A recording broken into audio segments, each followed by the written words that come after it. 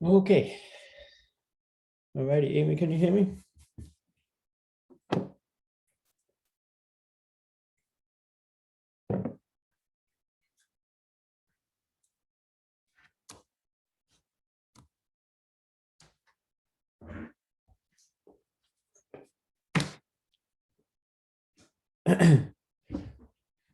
Can you hear me, Amy?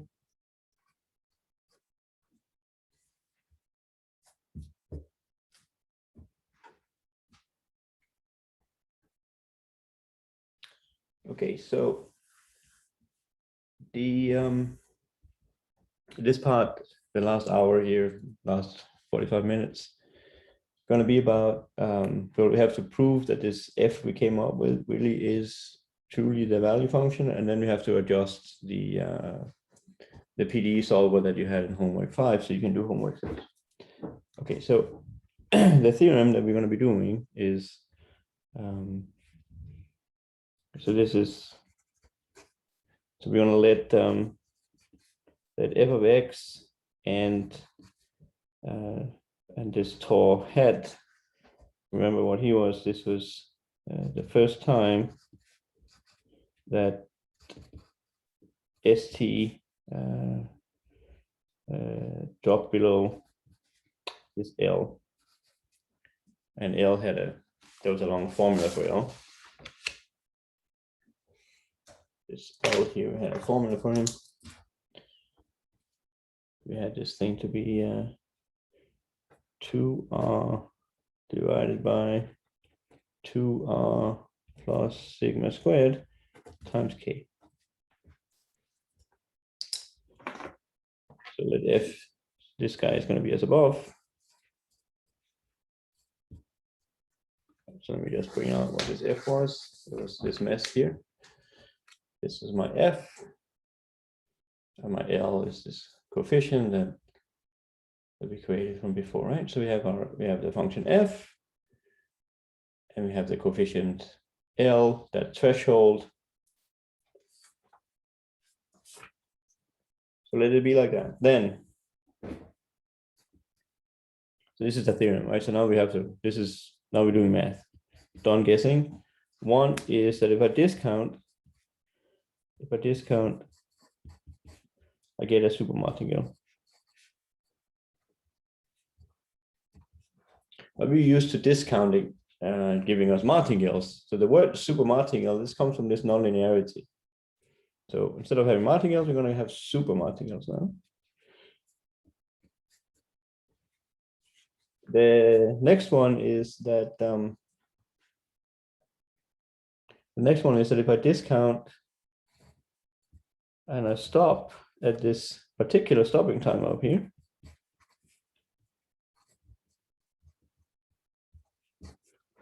I get a martingale.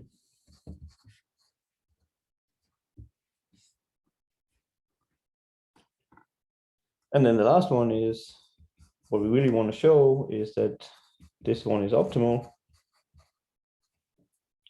And indeed, if I take the initial stock price, plug it into this function, I'm going to get the value function. I'm going to get the initial American put price.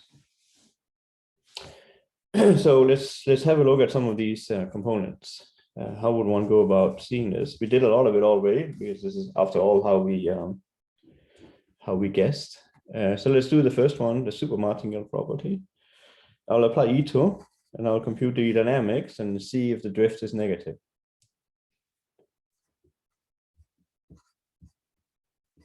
So I'll apply E2's lemma, just as we did before. I'll get E minus RT outside, then there'll be minus an R F dt. And then we'll have the Black-Scholes PDE. Remember, there's no T inside F here. We just have we'll have Fx, we'll have R S dt plus sigma st dbtq. And then we have the correct variation term, 1/2 fxx sigma squared st squared dt.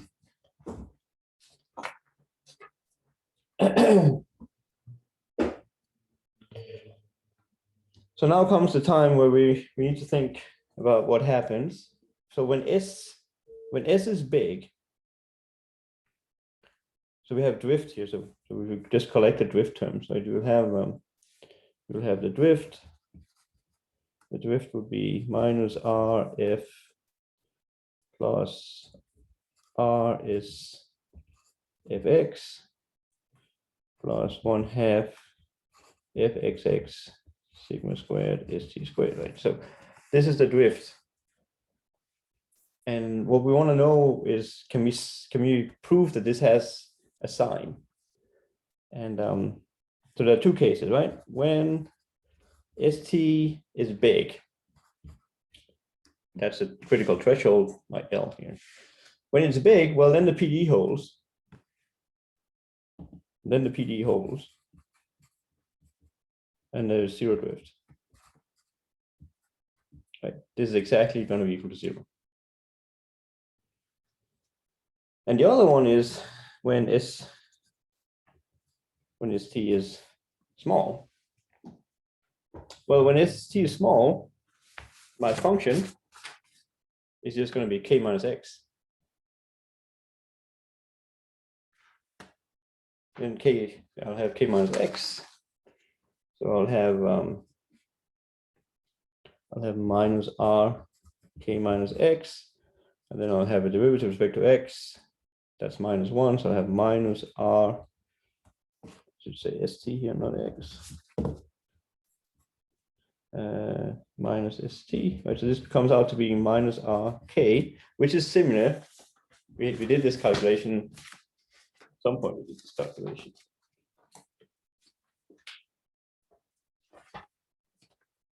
Just flip over to that page where we had done this calculation already.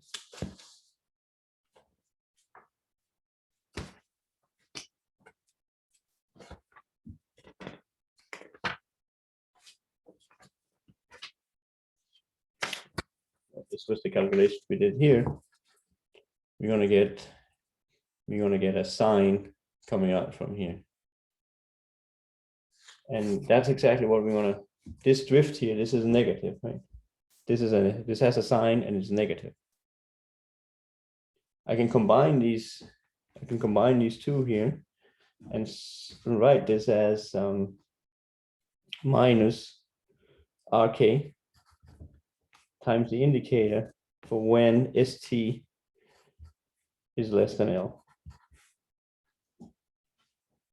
And then I'll now be able to say specifically what this drift here is. It'll be the dynamics would be this e to the minus RT, that factor sitting out here. And then the drift would combine into minus RK, the indicator when ST is less than L, dt. And then the Brownian motion part is going to be the sigma ST dvtq. Right, and this term here is negative. So then I have the super martingale property.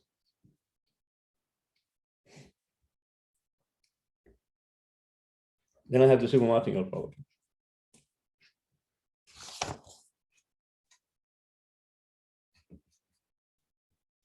Right, I have a stochastic process that has negative drift. It's a super martingale. So for 2, what does it say? Well, it says now you stop it. You stop it the first time you get below L. But if I stop it the first time I get below L, this term here, it never happens. So let me try to write out that in a little bit more detail, maybe. So I'll integrate both sides. So from the first step, I would get e to the minus RT f of st. I'll be able to write this here as the initial value, and then the integral. And I'll write this out as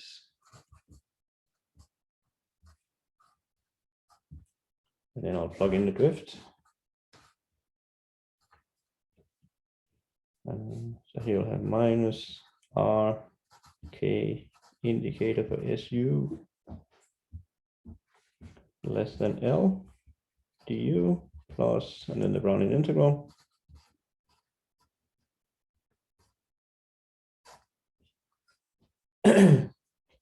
So now what happens is that I'm going to stop it. I'm going to add in, after all this is what we have to prove, I'm going to stop it. I'm going to put a min with tau hat here, min with tau hat, min with tau hat. And now you see tau hat, this is the first time I get below. So this here never happens. So this overall just becomes f of S0 plus the integral from 0 to t min, keep writing this in red. It's now going to be min tau hat. This term here, it never happens. I'll just have the Brownian motion term. And that's a martingale.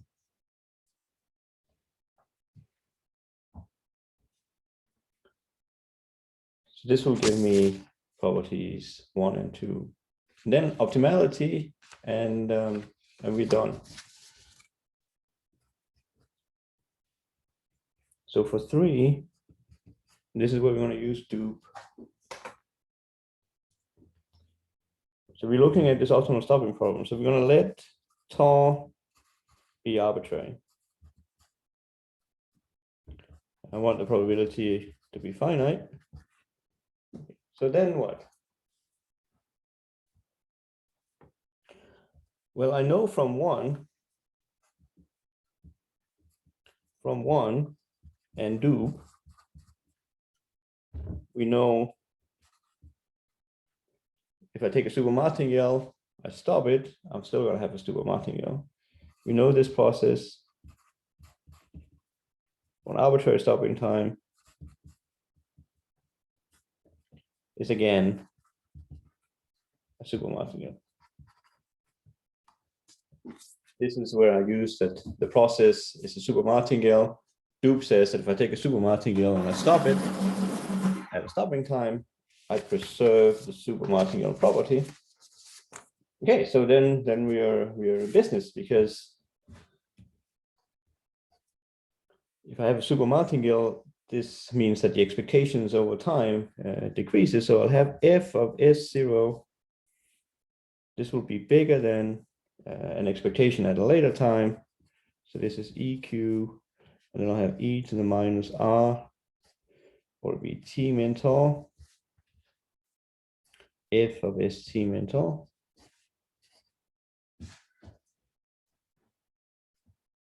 But I know that f dominates the obstacle.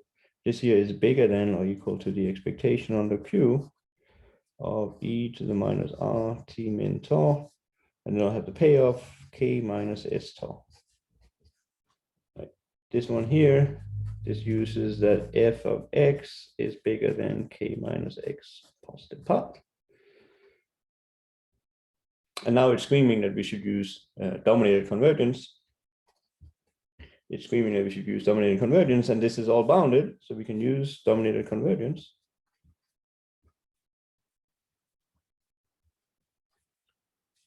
This applies.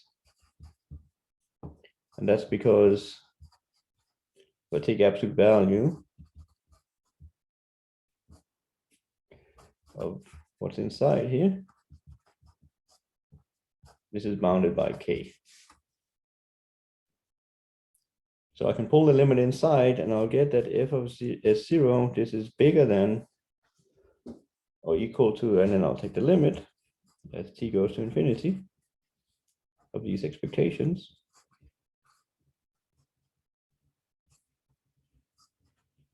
And I'm allowed to put the limit inside by dominated convergence. Put the limit inside, I get e minus r tau. I'll get k minus s tau positive part. And tau is arbitrary, so when I maximize, if I maximize, there's no tau on the left-hand side.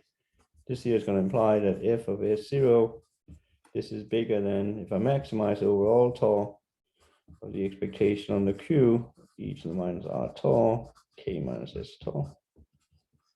Right, and this maximum here, this was exactly my v star of s0. So here it shows that f is at least as big as the value function, right? The v star, this was this maximum that we're trying to figure out what is. But we're claiming that is equality. Okay, so to get that, we're going to use property number 2.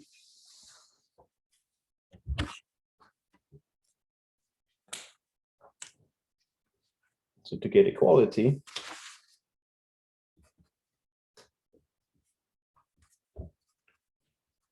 we'll use 2. And how do we do that? Well, we'll use dupe again. Dupe gives, second step, use property number 2. It says it's a martingale. Okay, so it's a martingale. So I'll have the expectation would be to get equality, we'll use 2. F at s0, this is equal to the expectation under q, e to the minus r, and then we have t min tau hat, because that's where we had the martingale property, k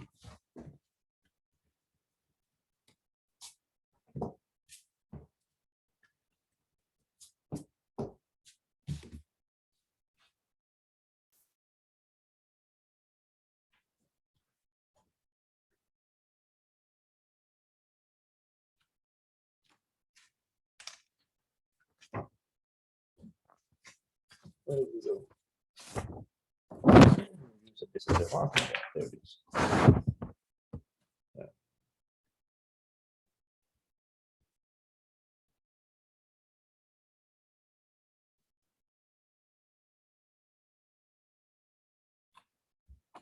We have here f of s t min tau hat, and then we'll use dominated convergence. We'll be able to pull the limit inside.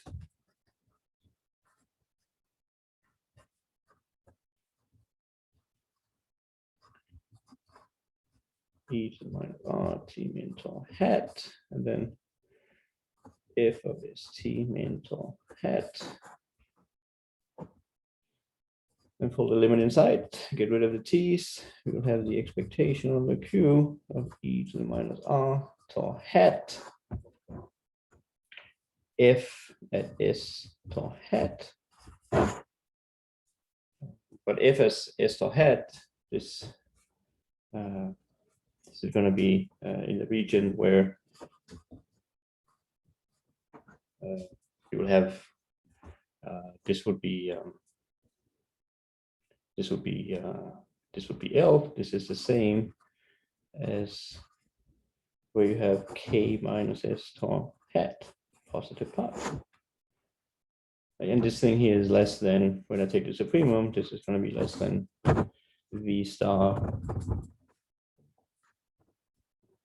It's going to be less than v star of s0.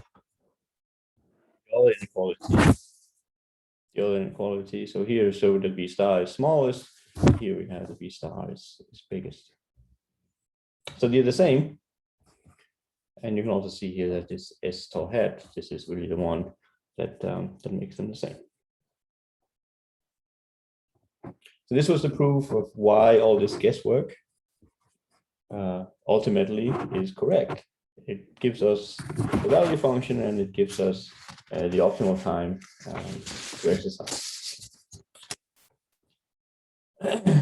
So what remains now is like, how do we adjust it for the how do we adjust it for the finite horizon case? And how do we do numerics for the finite horizon case?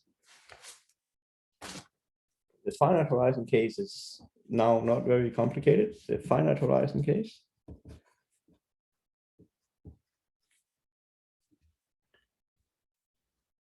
So now time again plays a role. And so we're going to have a picture where this is the maturity.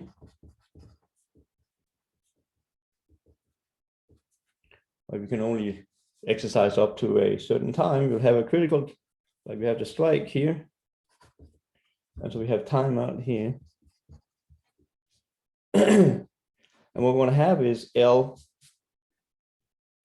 There'll be a division again, but before it was a flat line. Now what's going to happen is that it's going to look something like this. L is going to be time dependent. There's going to be some critical level. Steve, he writes this here, for some reason he writes it as L of capital T minus T. So there'll be this region down here where we stop. And this is where your value function is just going to be k minus x. And up here we continue. And the value function is going to satisfy the PD. You have your RV is equal to VT, or was it VX RX plus 1/2 VXX sigma squared x squared. So there's going to be this boundary, which is now time varying. Before the boundary was just flat. Now it has this time dependency in it. We're going to have a we're going to have these complementary inequalities one more time. Instead of demanding, so the PD is going to hold above this line. The value function is just going to be k minus x below this time dependent line. You can combine these two things into this this complementary problem.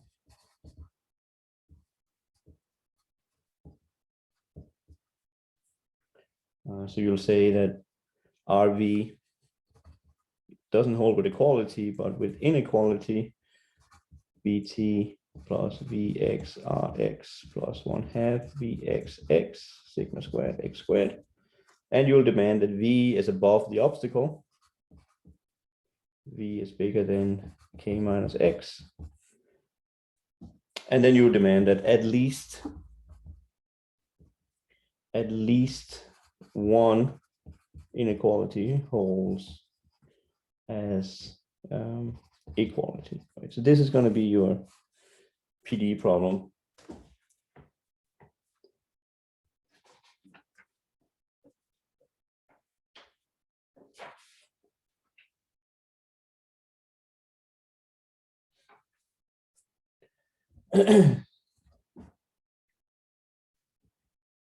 You probably also want to have in here, you want to have that V at the end. This is going to be k minus x plus the part. We didn't have this last condition in the infinite case because we never get to infinity.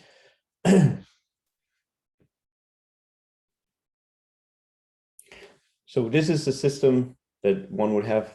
So this would be the generalization of. So for the European one, you just have equality here, and then the last condition.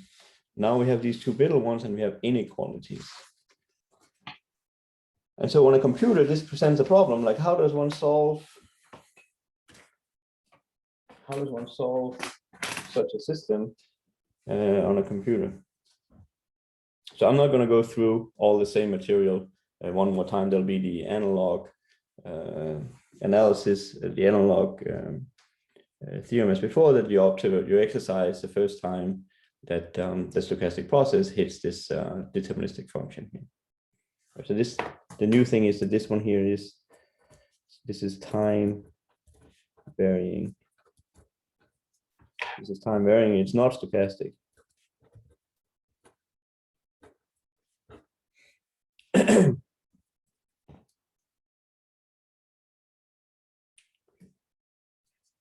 And part of the problem is to determine this time varying function, and this is also part of your homework.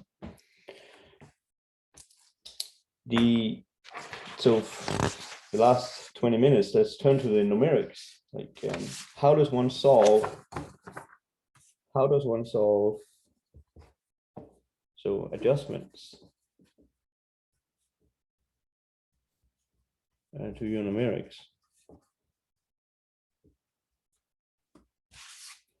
Well, in general, to solve these nonlinear, to solve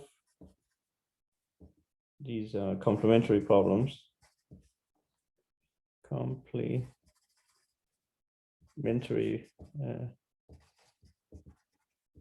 so these are linear inequalities, like these ones here. Right, so you're facing something like you have a matrix, you have a vector, you want this thing to be bigger than that one, and you want u to be bigger than some obstacle. And then you want at least one of these to hold. So the way you do that is by taking in a product. You move b to the other side, you'll have au minus a b in a product with u minus a psi. You want this to be 0. Right? This is the usual inner product. So you will have your vector. This will be something in, say, Rn. This is the unknown.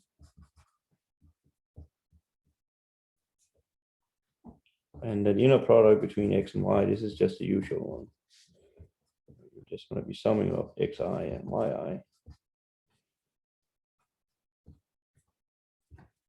If it's I-dimensional, then you'll have I components to sum up. So this is the usual inner product. So you have these inequalities and you want to solve them. U is the unknown vector, A is a matrix, B and psi, those are just input functions. Right?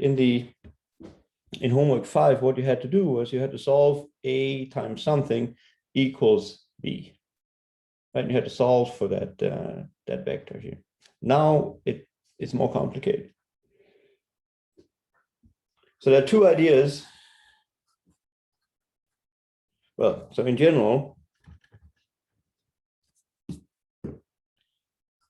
I should say something in general.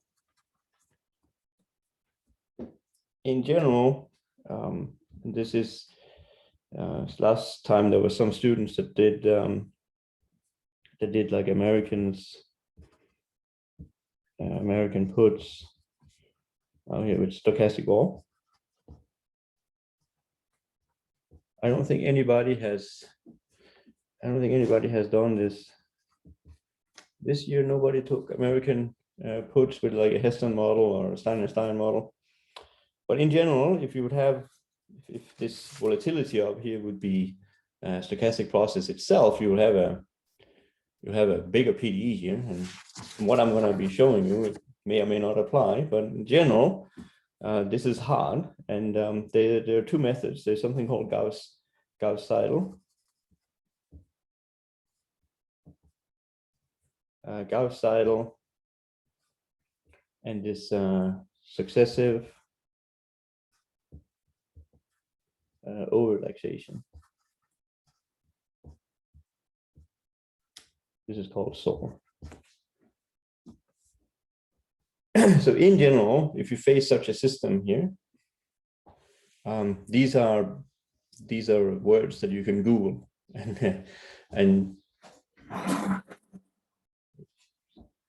this will give you a way to get started on trying to solve these linear complementary equations up here. This is not for us. There's a special structure.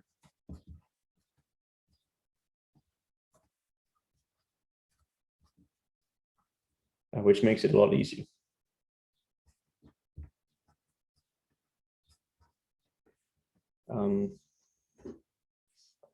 Okay, so we're going to do two things, one good and one bad. We're going to start with a bad idea. So idea one, this is a bad idea. So idea one, what are we doing? We are looking at solving AU equals B. Okay, so let's just do the European case. So we solve AU equals B. That's what we did in, this was the European one in homework 5. We solve, okay, so let's have a look at the picture. So this here is our x variable. If you solve it, it looks something like this. And then what you do, so this is your solution, and then you lift and lift. So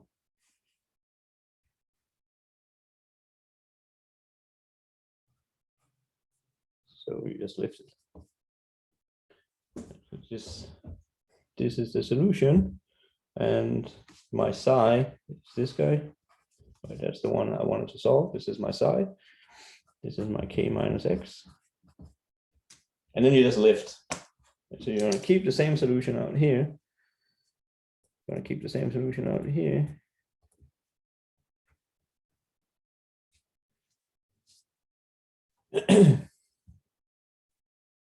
This is the first idea. The way I'm going to solve this problem here is simply by solving a linear case. And then when I hit the obstacle, I just lift up the obstacle. And this is a bad idea because it's a bad idea because this point here, because there should be smooth fit. There should be smooth fit. This here was my there should be smooth fit. Should be smooth fit at this critical point. So when you go from solving out here, you run into the obstacle, you just lift it. This is going to create a kink. This gives a kink. It gives a kink, and you should not be there. So this is a bad idea. Don't do this. So don't do this in homework 6. But it turns out that it might be a bad idea, but it's really not that bad an idea. And so this, here comes the beauty of all the things you see in this course. Here comes this is really something special. So idea 2. This is the Brennan-Schwarz algorithm. And since it has its own name, it probably works. So Brennan-Schwarz algorithm, it says flip the x-axis. So we're going to move this around. So we're going to use so you're going to use x into this u of say xh minus x and then t. You're just going to flip it.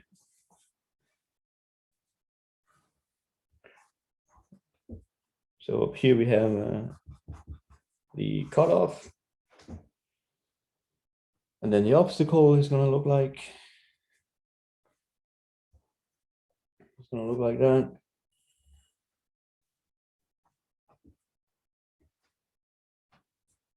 So now, what are we going to do? We're going to perform this LU factorization as in homework 5. So that that matrix up here, that A matrix here, you're going to write that as LU. And remember, L is the lower triangular matrix, so it has ones on the diagonal, has 0 upstairs, and then it just has right next to the the ones on the diagonal, it has values and then it has zeros out there. And U is the upper triangular matrix. So it has stuff on the diagonal, has zeros downstairs, and then it has something just to the right of the diagonal.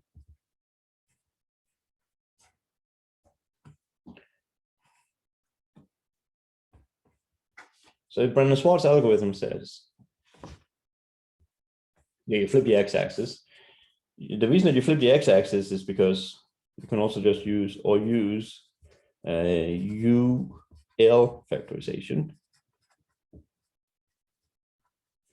If you don't want to flip the x-axis, and then you have to, if you want to use the Brenner-Schwarz algorithm, then you have to use this UL instead of LU.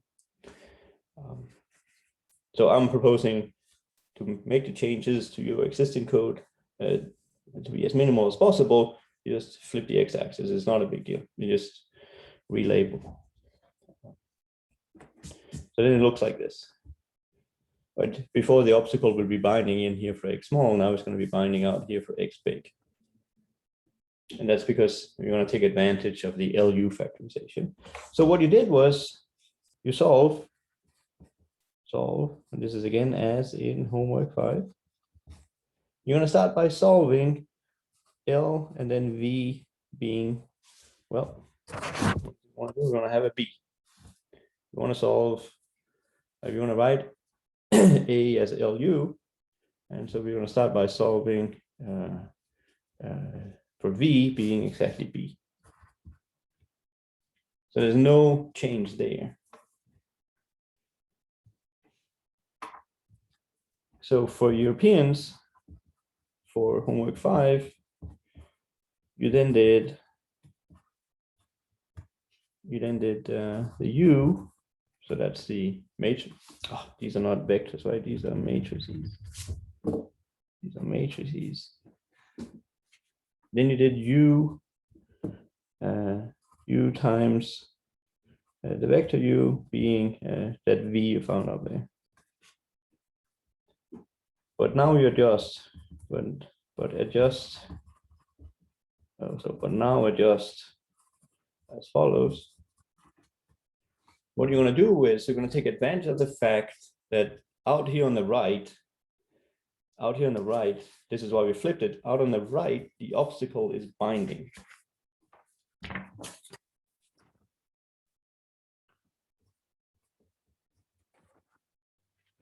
To the right, the obstacle is binding. So we want to use now here that to the right, the obstacle binds.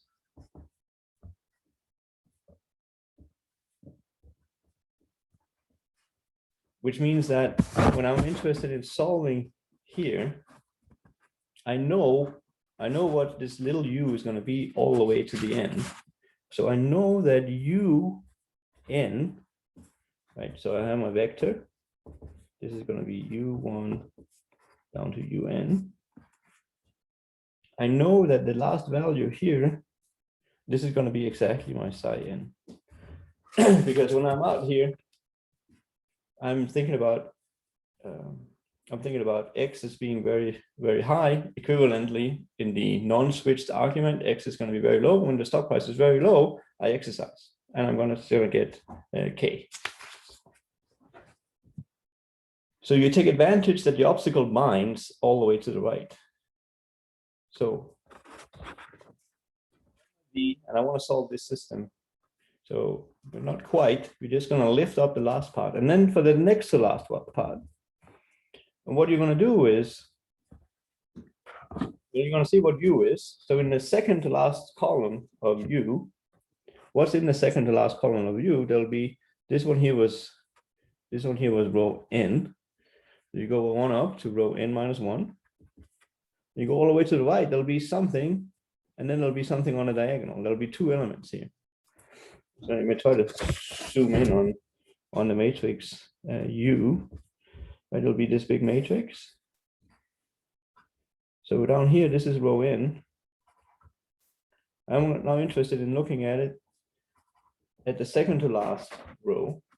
So at the second to last row, I'll have an element here, and I'll have an element here, and then there'll be zeros.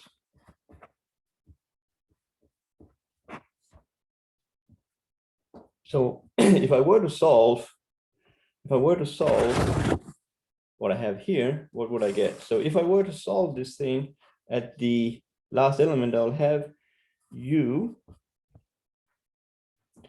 That will be at spot number what? N minus 1, n minus 1 times my vectors element n minus 1 plus, and then the last one, that will be my u, the nth minus 1 row, and then the nth column, and then my u n.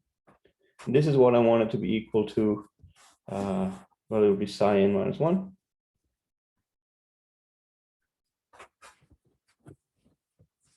Psi n will be bn minus 1. So I already got that one determined. I'm going to replace this one here by psi n. This is equal to psi n. And so I have my un. If I solve this equation here for un minus 1, what would I get? I would have un minus 1 would be, on the right hand side, I'll have vn minus 1 minus this term, the matrix, times, I can keep the un, that's the one I already determined. And then I'll be dividing by that diagonal element right here.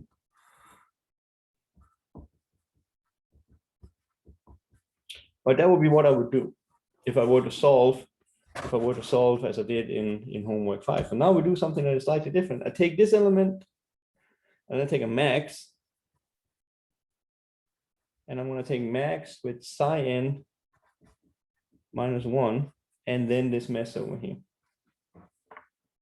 V n minus 1 minus u n minus 1 n minus 1 un.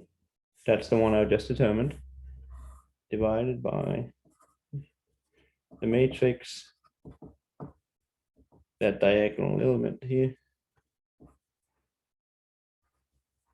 I perform this adjustment. So I start out with taking the, I'm computing up here. And so I start out by fixing this value, and then I move to the left. And what I do is I compare the value coming out from the PDE with the value of the obstacle. And I just keep going down here. And then at some point, what's going to happen is that it's going to lift. And now you're going to get this smooth fit because you started from the right direction, and you're going to get this smooth fit. The problem in the previous case is not going to be here, because you're starting by solving along the smooth fit, and then you're going to get this. That's the Brenner-Schwarz algorithm. Now you have that, and you can continue like this all the way down to U1. So you see the change in the code is very minuscule. You have the same first step as what you had in the in homework 5, but you need to change this. The last step here, you've got to put some nonlinearity into your solver somewhere, and you're putting it in here with this maximum. And by doing that, you're going to get the right smooth fit. So the Brenner-Schwarz algorithm, it works really well in this one-dimensional case where you know that the obstacle binds in one region. Here it binds all the way to the right. The only problem is if you don't have a UL factor factorization method in your code, then you need to swap because it binds to the right. And we solve from the right, right? It is the matrix, you solve from the right. So you need to know that it binds down here at the bottom, and then you move slowly up. And at some point, it's going to be that this maximum here goes from being psi to being this continuation value. And when that happens, this is where you cross the critical threshold. This is where you get this L value. So it's this adjustment here on these two sides that you have to make to your code in homework 5 in order to do the problem in homework number 6.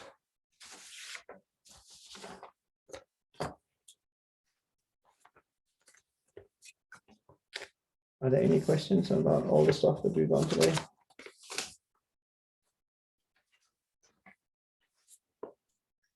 For the very last part, could I see the indices again for the elements that you're using in the U matrix?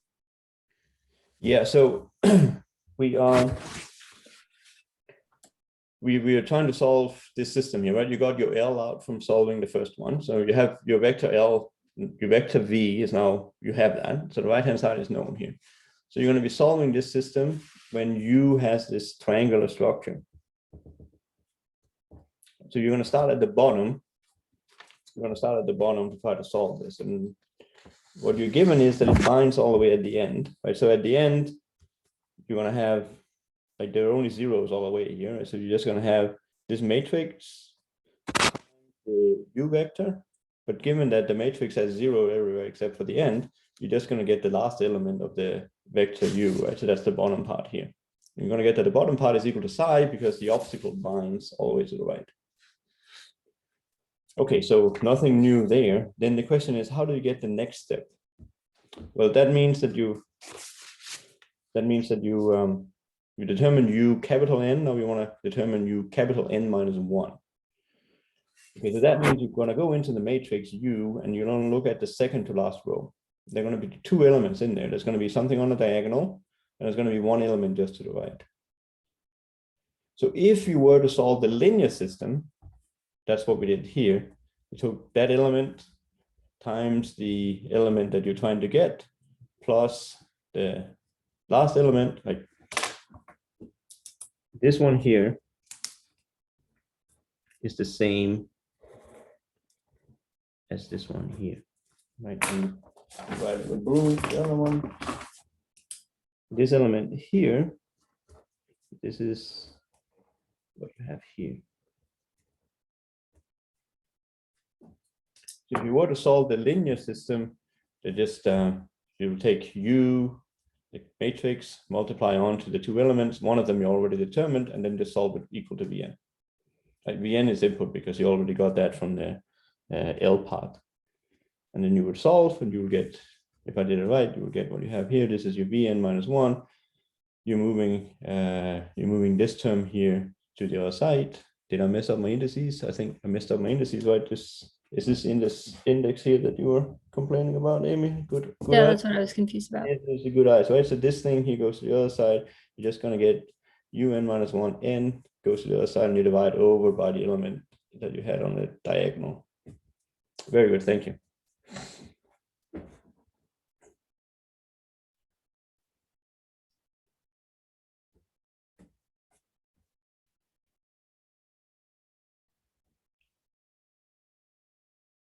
Are there other questions or comments?